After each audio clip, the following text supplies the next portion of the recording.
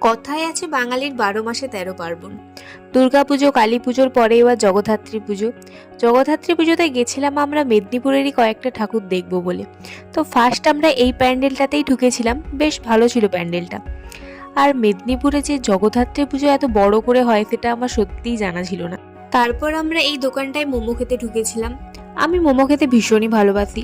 আর আমরা এখানে first order করেছিলাম চিকেন স্টিম মোমো, যেটা ভীষণই টেস্টি ছিল। আর এই দোকানটা আছে মেদিনীপুরের ডে কলেজের একদম কাছেই। তারপর আমরা নিয়েছিলাম চিকেন মল্টেন চিজ মোমো, যেটা খেতে এক কথায় ওয়াও ছিল। আমার দারুণ লেগেছে। তোমরা মেদিনীপুর এলে একবার এই দোকানটায় এই মোমোটা ট্রাই করো। মেদিনীপুরে আমার খাওয়া এটা বেস্ট মোমো। এই দোকানটা মেনলি মোমো দোকান। তোমরা এখানে অনেক ভ্যারাইটি পাবে মোমোর। লোকেশনটা তো তোমাদের সাথে শেয়ার করে দিলাম, তো তোমরা চাইলে একবার এসে খেয়ে যেতে পারো। আর এটা হচ্ছে মেনু কার্ড, এখানে কি কি ভ্যারাইটি আছে আর প্রাইসগুলো তোমরা পজ করে দেখে নাও।